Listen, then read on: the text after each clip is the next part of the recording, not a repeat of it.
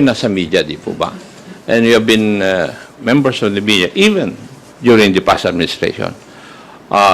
If we remember, ang centerpiece ng the past administration is the war on drugs. I think we agree on that.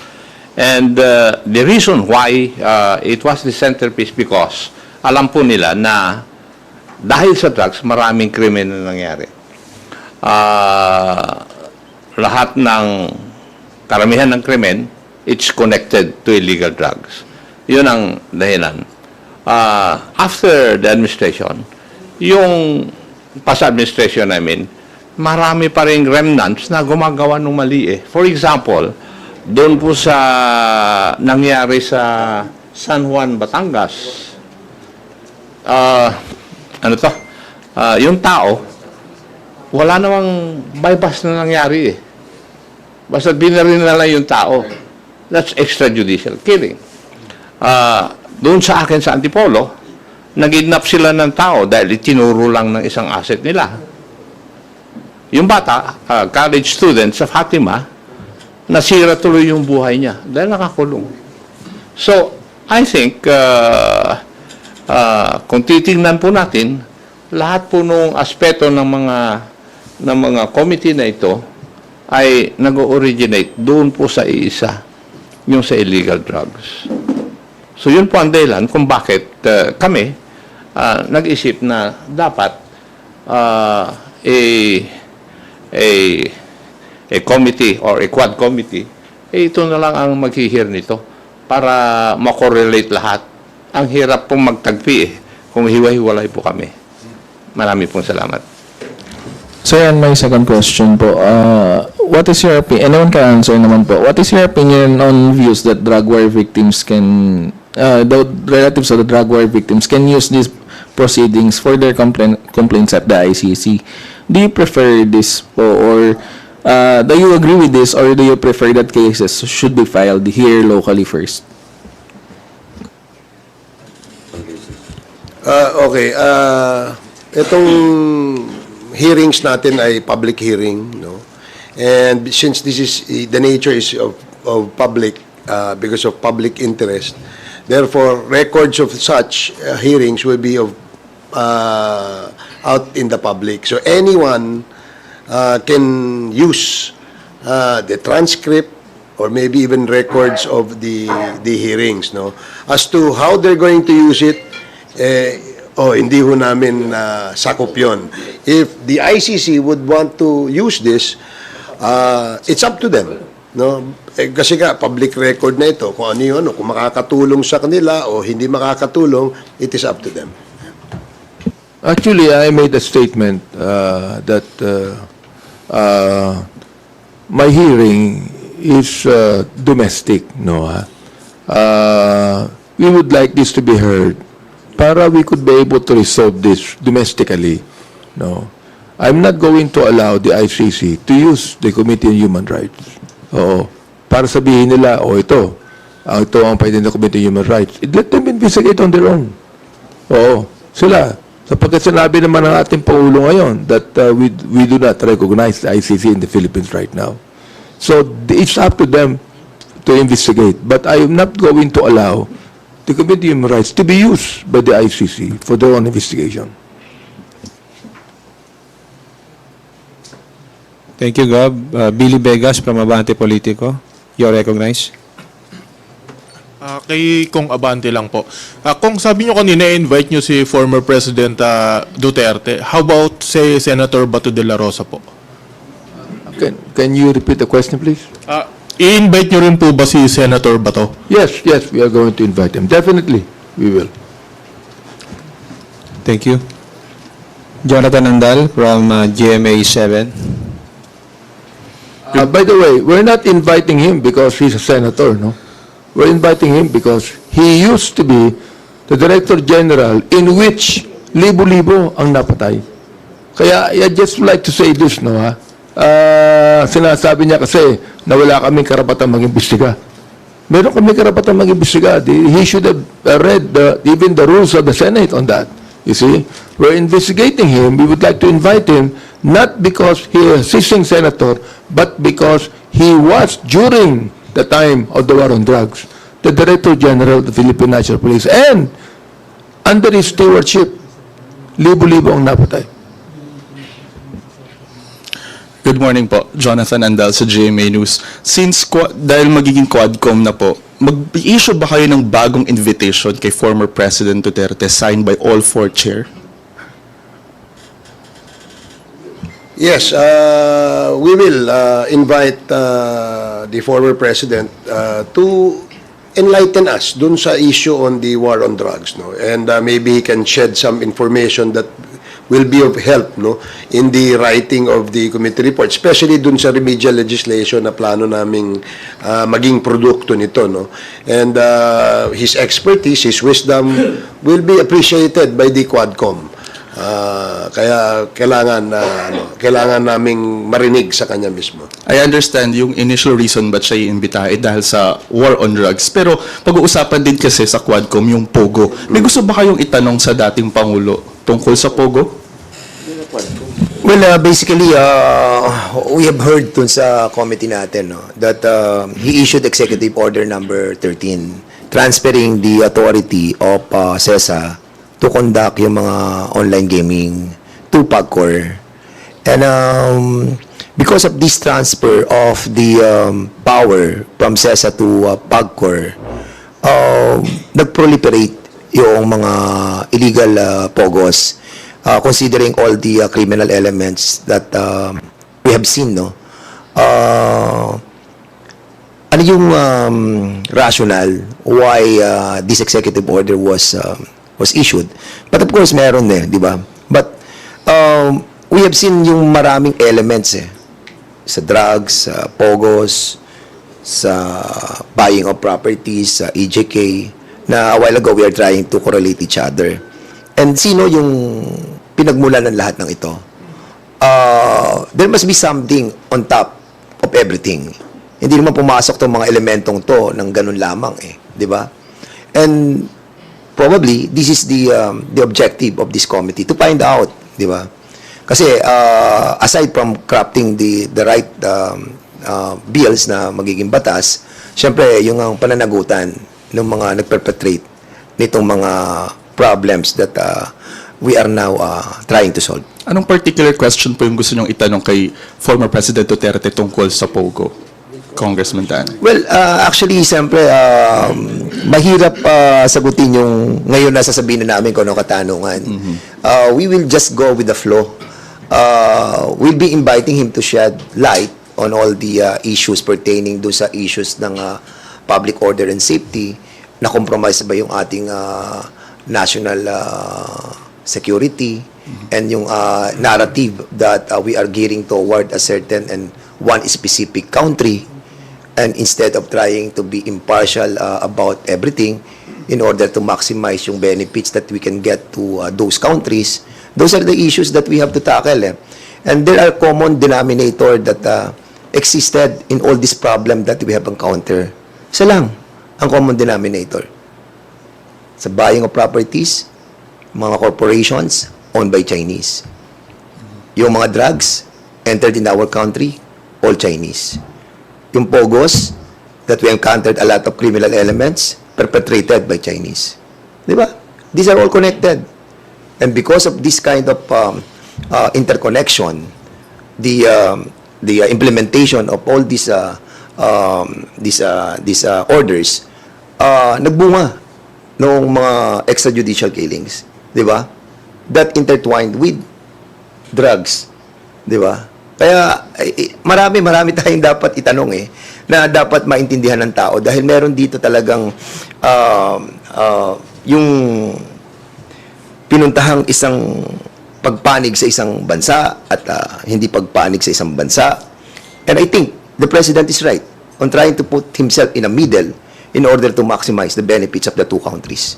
Kasi yun yung pinaka-outmost concern natin. Bakit tayo parang nandun, magiging probinsya na tayo ng China, ito ba ay tinatawag na mind conditioning to all of us? There must be something on top that somehow controlled us. Yun lang. Last question na po. May timeline po ba kayo rito sa Quadcom ninyo? Hanggang kailan kayo mag-hearing? walang timeline.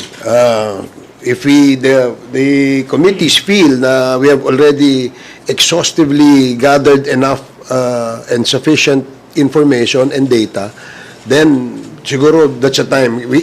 We have to be thorough about this investigation.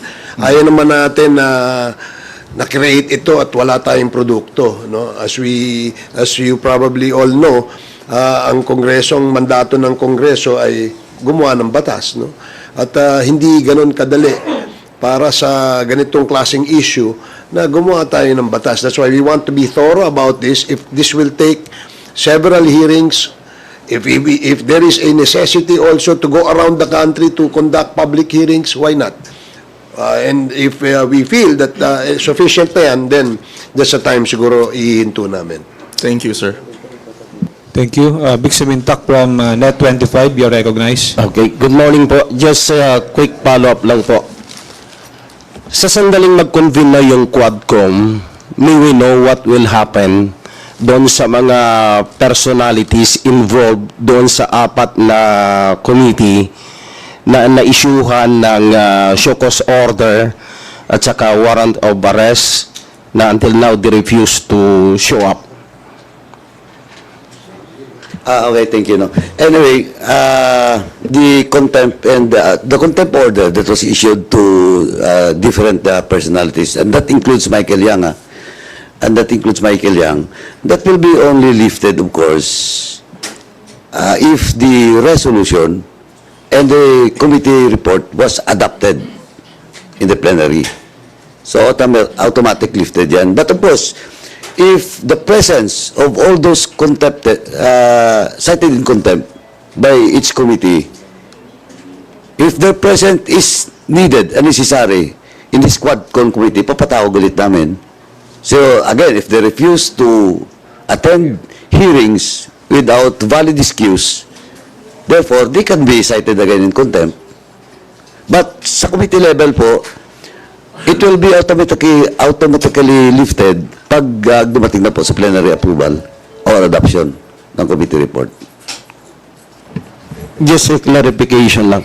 Meaning to say, the committee report ng 4 na committee before mag-convene ng Quadcom will be submitted to plenary? So not necessarily. Not Sabi ko necessarily. kasi kanina, as I've said, there are issues or resolution that concerns parochial. No? Okay. So, tuloy-tuloy lang po yun until such time that a committee report will be approved at the committee level and adopted in plenary. While ongoing hearing dito sa Quadcom, if that committee report or data or facts, testimonies is needed to be used in this Quadcom, it can be used. For example lang ganito, yung sa case ni Michael Yang, that's why gusto ko lang dugtungan yung sinabi kanina ng mga kasamaan ko dito with regards to the presence of the President that will be invited by the Quadcom. Now, for example, the person who Michael Yang, alam naman ng public who is Michael Yang, di ba? Until now, he's a fugitive. He's cited in contempt sa committee. Now, alam naman po natin, lahat ngayon dito, nakaumang doon kay Michael Yang. For example, in my committee, Edith Tayang, etong si Willie Ong, konektado yung kapatid niya, ngayon dito sa Pogo, konektado doon sa, may isa pa, konektado sa Parmali. So, it is only the President, previous administration, or the past President that can answer this. Because nobody can answer with regards to the appointment, so-called appointment of Michael Yang. Di ba? As an economic advisor during that time. Whether that is official, hindi ko nakita yung dokumento, but it was announced in public. And Michael Yang now cannot be found. Tapos, itong Michael Yang ngayon, konektado sa lahat. Pogo, drugs, sa akin, sa committee ko. Yung mga Chinese national pretending to be Filipinos, yung mga tao doon, konektado sa kanya. So, who can answer this? I think nobody. Unless until we can catch up with Michael Yang or President Duterte himself. Thank you po. Your question is, what happens to those people who were cited in contempt by the different committees? It would remain until, as far as our rules are concerned, until the final committee report is presented to the plenary. So, until they present themselves to the committee, if they present themselves to the committee, the contempt order will be lifted. If they will not appear up to the time that the committee report will be submitted to the plenary, it would only be the time na ma-lift din yung contempt nila. Yun po yung kwan. Now, this is a different committee. It's known as the Quad Committee. The committee would follow the rules of the House. I think the rules to be followed by the committee, Quad Committee is already being, shall we say, by the different COMSEC. They're preparing the rules to be followed by this committee already. So we can invite any person we want to, who would be necessary to provide us the necessary information. We can also cite people invited for contempt if they do not appear. Para bang ganun pa rin dun sa committee, different committees dito. Thank you. Thank you. Let us recognize Elson Kismorio from Manila Bulletin.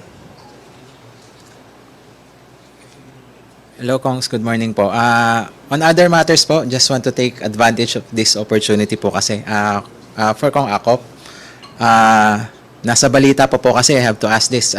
Regarding po yung issue on the Vice President sa security detail, based on your experience and knowledge po from your background po sa police force, Kong, ano po ba yung tamang numero ho ng security detail dapat ng Vice President? Kasi parang may variance po kasi. VP Lenny reportedly had only 75 and in the case of VP Sara naman, even after the 75 police escorts were removed, nasa 400 pa daw po. So, just your take po. You're asking for my Your assessment, opinion. boss. Yes po. Being a former member of the Uniform Service. Yes, boss. Yes. Securities or security personnel are provided because of their positions. Di po ba? And security personnel are also provided because of the threat assessment conducted by the authorities concerned. In the case of the Vice President, meron siya talagang official detail. Kailangan because of her position as the Vice President. Now, the number of the personnel which would be assigned to the Vice President would depend on the threat assessment conducted by the appropriate authorities. So kung yung threat assessment ay imminent, mas marami po ang security niya. Yun po. But if we compare yung security detail ni Vice President Robredo to Vice President Duterte, hindi ko po alam yung ano yung threat assessment na meron po silang dalawa. So it's normal kong to have that kind of variance in number? Kasi depende dun sa threat assessment niya eh. Whether malaki yung possibility na meron talang pagtatangka sa buhay niya. Ganon po yung aming sinusunod nung ako'y nasa serbisyo eh. Okay, thank you, Kong. Just one more question. Since the five of you will be working more closely in the coming months, I was just wondering, may tawag po ba kayo sa grupo po ninyo? Especially since I think I can speak for the rest of my colleagues. Kayo po yung pinaka-no-nonsense na Solons. Kayo po kinakatakutan ng resource persons. Kapag nagagalit nga po kayo, pati po kami nagko-cover, natatakot din po eh.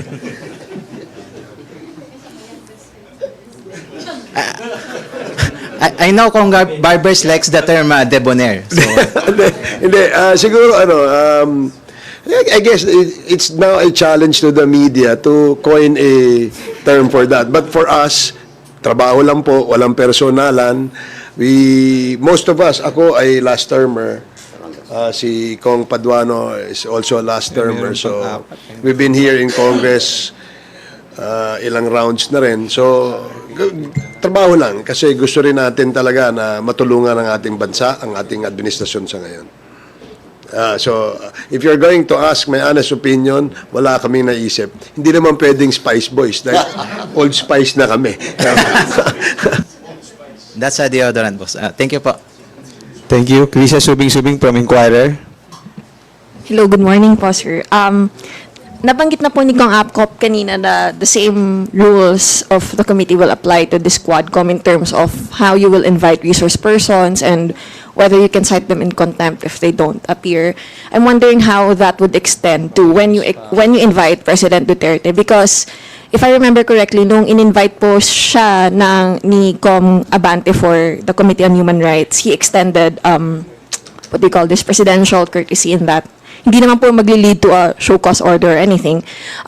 If the Quadcom invites President Duterte, will that privilege be also extended to him, or is it the kind where if he doesn't show up, as I'm sure he will likely be doing, pwede po ba ito mag-lead to a citation of contempt? I think we have to exhaust every possibilities, if the president again hindi umattend doon sa papatawag nating hearings, maraming option that we can possibly do, trying to issue a show cause order.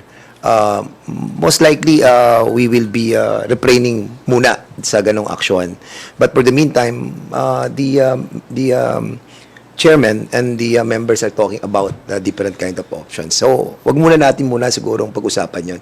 Let it really flow in the natural way. Para na sa ganun, wag natin ma-preempt yung sitwasyon. Thank you. Joy Cantos from Filipino Star ngayon. Sir, nasang level po yung grand conspiracy between dito sa mga POGO operators at sa mga airing government officials natin na involved po? Kasi yung POGOs po na-establish doon yung involved din sa organized crime syndicates. Meron pa nga pong mga human trafficking, may drugs, may love scam pa. Pinasok na rin lahat ng scam po eh. Sige po. Kasi po yung some government officials po natin involved din, past, pwedeng meron din sa present. Kasi nakapag-produce sila ng mga birth certificate, ng mga fake passport. Hindi naman po mangyayari yung kung walang connivance. Ito po kasi, again, as I've said, it started it all with my committee, doon po sa mga late registration, PSA, doon. Pag nakakuha na po ng, of course, sa PSA level, pag nakakuha na, pag nakalusot, pwede na mag-LTO, diba, driver's license, pwede na mag-passports, et cetera, et cetera. Gun license, pwede rin, pwede may mga baril. But anyway, so, question, it's either directly involved yung mga personal sa agency or because of the weak guidelines and practices doon mismo sa mga agencies. Pero of course, in the case of this is Parokya, in the case of Mexico, Pampanga, malinaw po na yung mayor doon is involved. Is in courts with Eddie Tayang. So, kung titingnan mo, kung nangyayari ito sa municipal level, at yan ito, yung POGO at saka yung drugs. Siyempre, yung buong connection nito from the lower level up to the higher level, na ang question na ngayon is, dapat malinaw kung ano talagang, kung sino ang mananagot dito sa national level. Kasi, as mentioned by Chairman Dan kanina, kaya kumalat yung POGO dahil doon sa EO 13 But of course, this is not a conclusive, by the members of this Quadcom. Ang sa akin lang po is, of course, may managot dyan. Now, kaya nga, gusto kong ibalik, it's the former president that issues that EO, kung POGO ang pag-uusapan, he has to answer that. Diba? So, napaka-complicated na net ng mga sindikato. In which, ngayon, karamihan is involved yung mga foreign nationals na mga Chinese.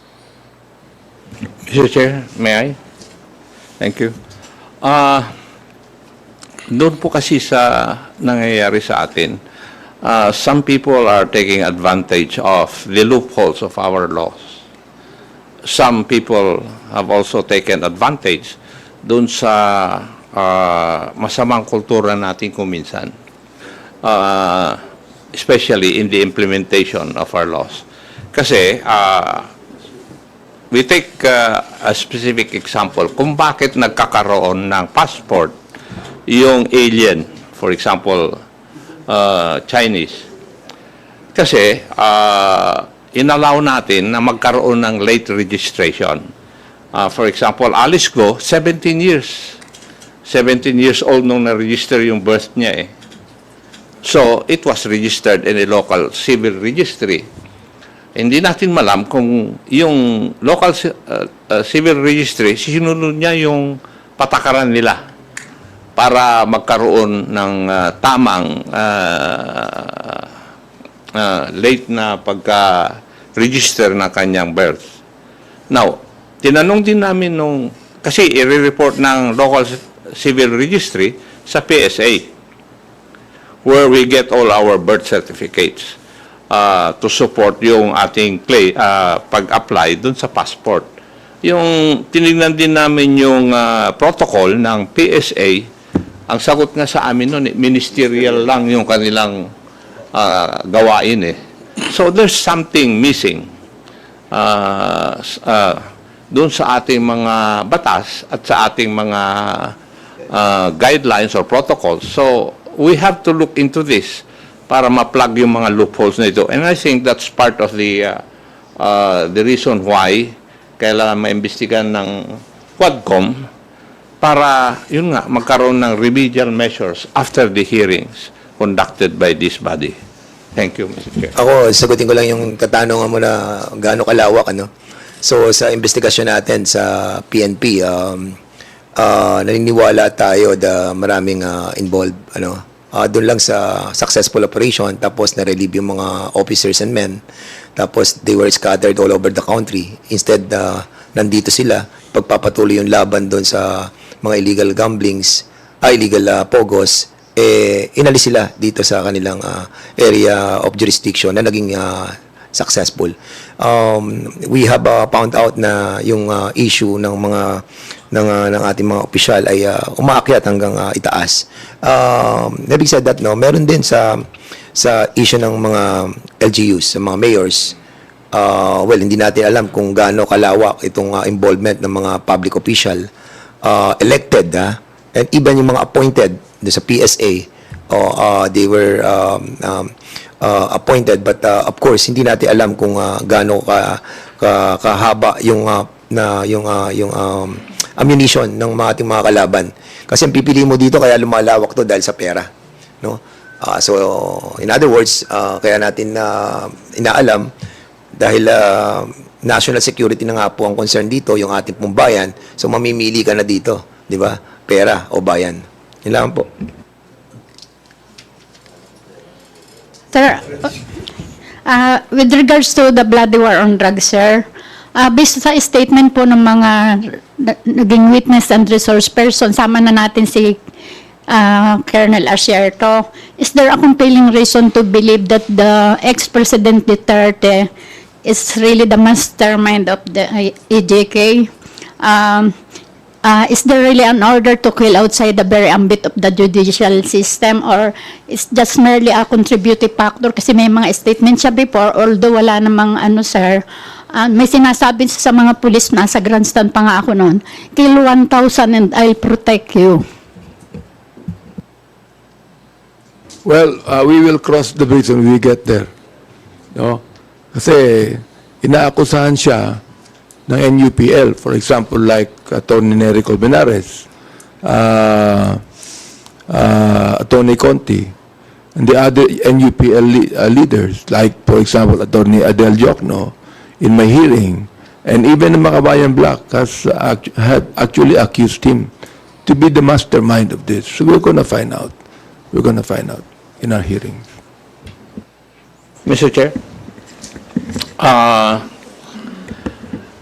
in the committee of the Honorable Abante, may mga accusations against the former president. Di po ba? And it is but right and proper that we also give him the opportunity to defend himself. So that is precisely the reason why and the basis why the committee would invite him if he would accede to our invitation so that he can answer the accusations leveled against him. And I think that is part of due process. Marami pong salamat. Thank you, sir. Thank you, Joy. Red Mendoza from Manila Times. Hi po, good afternoon, good morning po. I have 3 questions lang po. First, dikit ko lang po yung question ni Krisha kasi you said po na hindi nyo po, na you're going to exhaust all measures to invite President Duterte sa hearing. Pero of course, meron po siyang karapatan tumanggi po. Are you avoiding a possible political repercussion sa mga supporters niya if you force him if you force yourselves to put him on a contempt order? Kasi baka magkaroon ng political repercussion especially sa mga supporters niya. We're not into that business. Yung magkaroon ng, sasali kami sa isang political squabble. No. We're here to do our job. And our job is to find out whether the laws that we have enacted in Congress are properly implemented by the executive. Kasi yun naman ang kwan eh. We enact the laws, the executive will implement these laws. Tama po ba? Yes. And kami, we're also governed by certain practices. For example, if Senator Bato will not attend the hearings to be conducted by the Quadcom, then that is his choice. And we will respect that. Kasi there's such a thing as interparliamentary courtesy. So, if they invite us there also, and if we do not want to attend, it's our choice. Ganun po yun. But we afford each other yung tinatawag po natin interparliamentary courtesy. In the case of the former president, hindi po ba? Ang lahat po na naging pangulo ng ating bansa, nire-respeto po natin, maski wala na sila sa posisyon. Kasi ang respeto, dalawang aspect po yun eh. Pag siya ay nasa pwesto, we respect the position that he holds and we respect the person. Kasi dapat respetuhin natin lahat ng tao eh. So, we will afford him the necessary respect na nararapat po sa kanya. Maraming pong salamat. Dagdagan ko lang ng maiksi. Gaya nung sinabi ni Chairman Acop, yung aming mga iniimbitahang resource persons are resource persons that will help the committee in crafting legislation. Ngayon, of course, we want to invite people who are in the know. Yung may pagkakaalam, yung merong wisdom na pwedeng makatulong sa amin. And if any of the committees will deem it proper to invite the former president or any resource persons for that matter, as long as makakatulong, bakit hindi? Kaya ng sinabi ni Chairman Acop, karapatan din po nilang tumanggi. And we will respect that. Okay. Second question na lang po. Kasi, of course, we all know na this investigation itong Quad Committee na ito all point out to what the actions made by the previous administration has done. Let me correct you. No, hindi yan yung sa previous administration. Kasi there is a existing bukod dun sa hearing, meron pong nangyayaring mga hindi maganda sa ating government agencies. And mandato rin po ng mga kongresista na tingnan kung bakit nangyayari yung ganito. No, this has nothing to do with political or anything of the previous administration. Hindi. Nagkakataon lamang na kasi bago pa lang itong ating administrasyon sa ngayon and karamihan ng mga government agencies or personalities in the agencies that are mentioned to be involved in this shenanigans. Kaya yun ang gusto nating matingnan. Saka, in addition to that, you have to remember that these investigations ng different committees started way back. Yung una is sa committee ng accounts when they started the investigation of those companies, corporations buying properties owned by Filipinos whereas sila ay mga foreigners Doon nag-cultivate yan eh. Then, doon sa Committee on Transportation, you found out that there were auxiliary ng mga Coast Guards, 36 na mga Chinese general, captain, colonels. Bakit nagkaroon ng mga Coast Guard, ng mga Chinese volunteers? Nakaikot sila sa ating mga Navy ships. Then, sa akin, yung sa Pogo, dahil doon sa mga criminal elements that was found out, not by us, but by the PAOK TF, then relayed to us, to the President, and the Speaker, deem it right to have an investigation on this matter. So lahat yan, hindi yan nagtutungo at nagdadirect sa isang tao. Ang tinatanong lang namin, bakit doon na nag-imbestiga kami a year ago hanggang ngayon, nakikita namin yung interrelation ng mga issues that we are tackling. Pero The previous administration might have triggered this investigation. But it's continuing on. Kaya nga nag-iimbestiga kami so that makakapag-craft kami ng legislation to put a stop on the alleged criminal organizations that have happened. Oh, it's continuing on eh. Hindi naman to talaga politiko, but it's actually trying to stop what has been happening for a number of years. Chairman. Dagdag ko lang po. Kasi, for example, yung that was mentioned by Chairman Akop with regards to the problems, loopholes with regards to the process sa PSA. Problema natin po sa LCR. Problema natin po sa LRA, sa mga RDOs natin. Question of land, question of late registration. This never happens during the past administration ng Duterte. This happens even prior to the administration of Duterte. Kaya hindi pwedeng sabihin na we create this committee because kasi pag ganyan, ang iisip kagad politika. Kaya ang sinasabi ko na this is not yet a conclusive. Even the accusation made by NUPL, by the Makabayan Black, is not conclusive. That's why may investigasyon ginagawa tayo. And this started it all not only because of the previous administration, even past administration, ito na yung nangyayari. Nagkataon lang po ngayon that the leadership in the House, we as chairman, ginawa namin yung trabaho namin.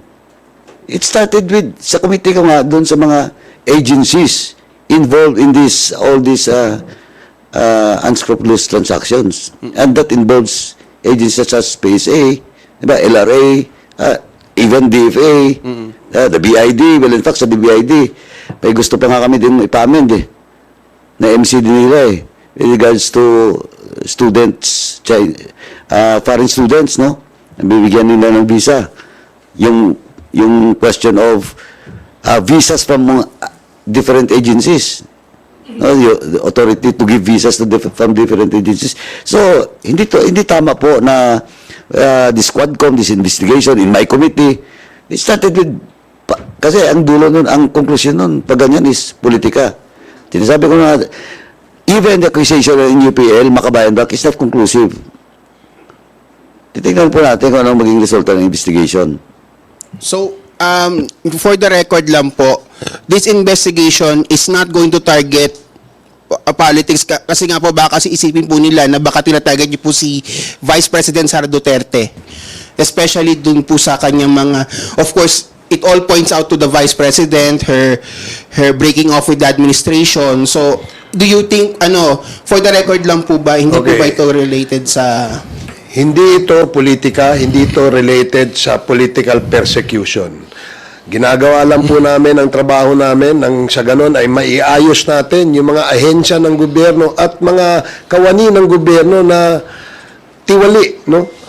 Pumapasok sa mga kalukuhan. Kagaya nga nung nabanggit ni Chairman Paduano, kailangan tingnan din anong batasan pwedeng gawin ng Kongreso.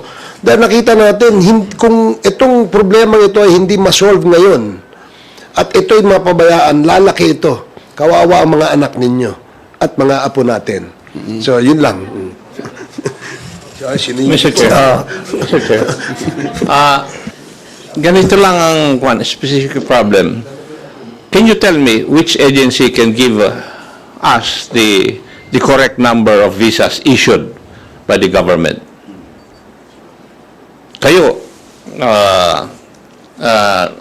nakukuha nyo yung nangyayari dito sa ating bansa. But can you tell me which agency can give us the correct number of visas issued by government to foreign nationals? Meron ba? Wala. Alam nyo kung bakit? Kasi yung lahat po na economic zones, they're authorized by law to issue visas.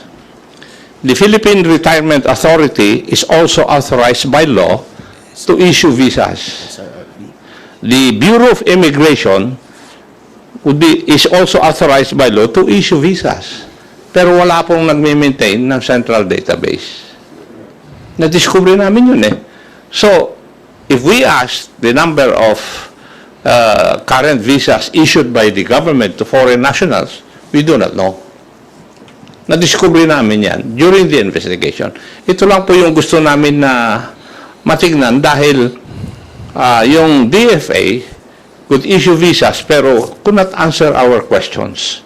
Dahil sa problema ganito, so something has to be done. Di po ba? Kaya yun po yung aming kwan. Now, sinasabi po nyo, baka it would lead to politics. I don't think this would lead to politics. Kasi, ang lalabas naman, mababasa at makikita ninyo eh. Thank you, Mr. Chair. In addition to that, in every hearings that we have conducted, ako especially sa aking hearing, never kong na-issue or nabanatan or tinira ang Vice President. Never. It's always the PNP. Di ba? Yung mga appointed ni Ferdinand Bongbong Marcos, yung mga generals that were appointed that are gumagawa ng mga kalokohan. Di ba? Sila. And even doon sa public accounts, yung mga mayors, LGU, sila yung mga nako-contempt. We never mentioned Vice President Sara, and we have no intention. But if the evidence will lead to her, then so be it. But for now, lahat ng investigation namin, transparent, nakikita nyo, napapanood, lahat yun leading to the present administration. Yung mga nakaupong mga opisyales. Last na lang. Ay, one last na lang, kuya. Sige, go ahead. Kasi meron kakalabas lang ng statement ni Vice President Sara Duterte, Kong Dan as Committee Chair ng Public Order and Safety, Kong Romeo. Ito, to quote her, ang Pilipinas may mga representante sa Kamara dapat na nagkakaintindihan ng totoong sanhi ng kakulangan sa police to population ratio. That the shortage is a figure that cannot be solved during our lifetime due to the annually ballooning population and lack of budgetary resources to hire more personnel. The country should have representatives who understand that in order to fully address the shortage, there is a need to leverage available technology and leapfrog into the future where policemen are armed with the best security products that do not require their physical presence all the time. Subalit, ang Pilipinas ngayon ay may mga representante na imbes na magpasa ng makabagong batas, ay nagpupumilit sumausaw sa issue ng iba. Your reaction? Okay, my reaction with this is this. I beg to disagree na yung ideal ratio is not already been achieved by the PNP. We have like 115 million Filipinos, and the ideal ratio is 1:500. 1 policeman to 500 people. And kung i-divide mo yung 115 million sa 228 na mga police sa buong Pilipinas, we already have a ratio of 1:507. And having said that, we have achieved already the ideal ratio. And as a matter of fact, ngayong 2025, mag-i-increase tayo ng another 10,000 ng mga recruitment ng mga bagong police. Now, yun naman pagdating sa AFP na sinasabi natin na meron hindi ko alam kung confirm to, na meron siyang 400 na AFP. Kung ating pagbabasihan yung analytical data and mathematical computation ng pagbibigay ng security, sa ating BP Sara. Kasi meron tayong 150,000 na AFP. Kung titingnan nyo yung records, statistics. And we are archipelagic nation, di ba? At kung tayo archipelagic nation, we compose of, I think, 7,641 islands. At 2,000 doon ang inhabited ng tao. At kung 2,000 inhabited ng tao, di ba? at meron tayong 150,000 na mga sundalo, kung scattered mo yan doon sa 2,000 islands, meron tayong 75 soldiers na naka-assign lamang sa bawat isla. At kung having said that, kung meron si BP Sara na 400 na sundalo naka-assign sa kanya, at meron tayong 75 soldiers sa bawat isla, I think that is excessive and that is somehow irrational. Being a public official, we must be prudent, di ba? To see the meager budget of our government, di ba? We have to maximize. And the work of the AFP is the external threats, di ba? And I hope na siguro yung 400 na bigay sa kanya, I think she have to be thankful to the government for giving that numbers of AFP. Kasi kung titignan mo, mas marami pa yung nakatalaga sa kanya kesa ibibigay natin sa bawat isla ng ating bansa. Kung yun ang pagbabasihan natin ng ratio. But of course, ang ratio ng mga sundalo is not that way. Hindi ganoon eh. Kasi naka-standby sila for any threats against our nation. Pero pagdating sa police, I beg to disagree dahil almost nare-reach na po natin yung ideal ratio na 1:500. Okay, thank you. Last question from Ed Galvez of PBC. Last na lang po. Good morning, Ed, bilisan mo na lang.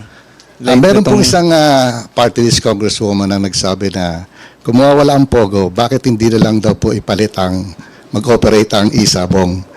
Meron naman isang kongresista, marami sa mga drug rehabilitation centers, 60% are suffering from gambling addiction, not drug dependent. Nakikita niyo po ba ang posibilidad na isabong ipalit sa POGO? At least made in the Philippines, not made in China? Ako personal ko kung tatanungin mo ayoko. Ako, I really don't like the gambling per se. But yung POGO natin is have been pronounced by the President na to stop it, di ba? But basically, na-expose na yung evilness ng POGO.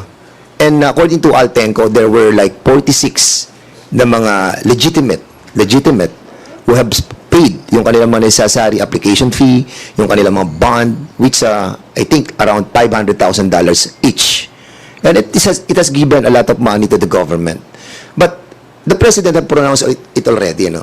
And I think kung papalitan natin yung isabong dito sa POGO, it's same banana. So, I think tayo namang mga Pilipino, kaya natin mag-survive Kahit nawalan tayo ng ganito, wala nga yung mga pinagkikitaan natin dati sa Subic Bay, nawala. Pero we were able to survive. Di ba? As a matter of fact, ganun tayo, resilient tayo mga Pilipino, and let it be. Lilipas din yan at makakasurvive tayo doon sa nawalang pondo na nanggaling po doon sa tinatawag natin POGO. Thank you. Mr. Chair? 2 points. Yung unang nagtanong kanina kasi na-mention na kami ni Chairman Dan Fernandez ang sasagot. Sa akin, the moment that we provide people security, personnel, we deprive the Filipino people of 2-3 security personnel. Di po ba? Kasi ang police force, for example, nandyan to keep peace and order for the whole country, para sa tao. Kung alisin natin sa isang bayan, gawin natin security yung 3, you're depriving that place of 3 protective security personnel. Yun yung akin. That is my answer to your question. Now, yung pong katanungan po ninyo, isabong will replace POGOs. Alam po ninyo, when we were discussing tong POGOs na ito, wala pa yung pronouncement ni Presidente, we were balancing yung economic versus the social ills. In the same manner, if we look at isabong, may economic portion of it, meron ding social ill na nangyayari.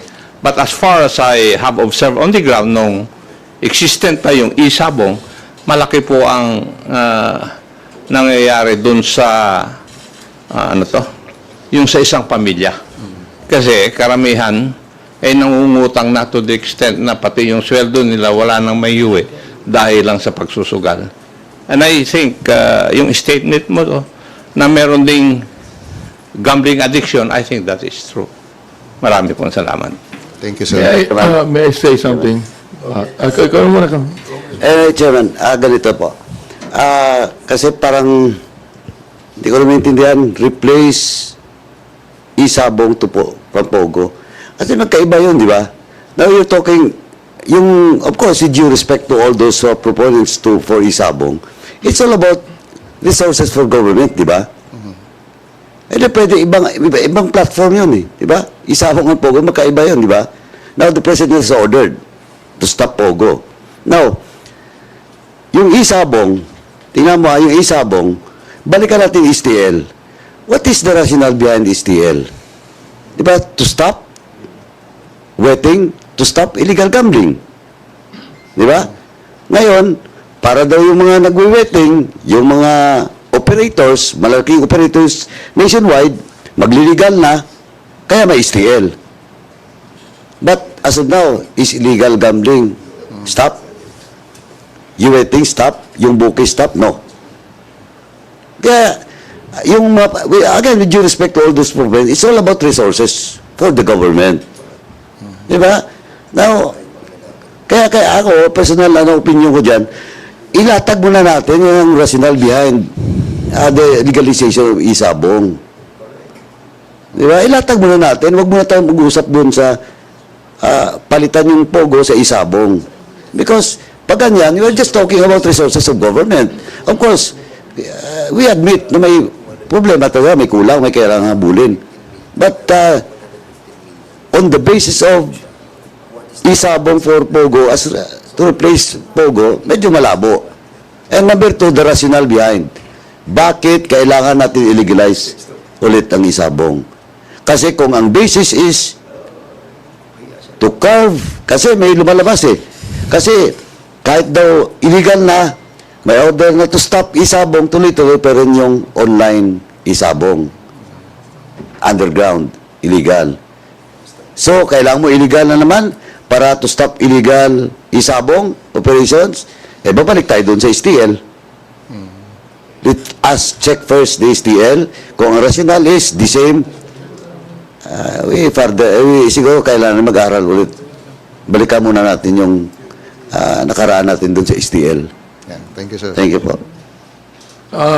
Ako naman, any form of gambling promotes corruption. Tama yung sinabi po ni Congressman Acop na social ill po ito. Now, even if any form of gambling could provide some resources to the government, it is still a social ill. We cannot deny that. For example, sabi ni Chairman Artenco, there are now 44 licensed Pogo in the country. But there are more than 400 illegal Pogo hubs in the whole nation. So ano yan, no? Okay, sa amin nagsimula ang isabong eh. Sa distrito ko. Nung nagpatayo doon ng isang high-end na sabungan. So sa distrito ko, we actually filed against that. Bakit? Sapagkat yung Santa Ana is a historical site yan eh. Oo, at maraming simbahan doon, maraming paaralan, pero nagtayo pa rin. Oo, sapagkat kinampihan nung dating mayor, yung nagtayo ng sabungan. Now look ano nangyari? Nung binuksan nila yan, 6 agad ang nawalang tao doon sa sabungan na yan. 4 months later, 31 na ang nawala. Hanggang ngayon, nawawala pa rin yung mga tao. Kaya hindi mo pa rin maalis ang korupsyon sa gambling. Kaya dapat, sa akin, ihinto na ang gambling sa Pilipinas sapagkat hindi nakakatulong yan sa economic development. Oo. Meron tayong mga bansa, Malaysia, UAE, walang gambling dyan. Pero may yaman mga bansa yan. Pwede mo tayong maging mayaman kahit walang gambling eh. Thank you, sir. This concludes our press conference. Thank you, Chairman Barbers, Fernandez, Paduano, Acop, and Abante. To everyone, thank you for your participation. Magandang umaga po sa inyo lahat.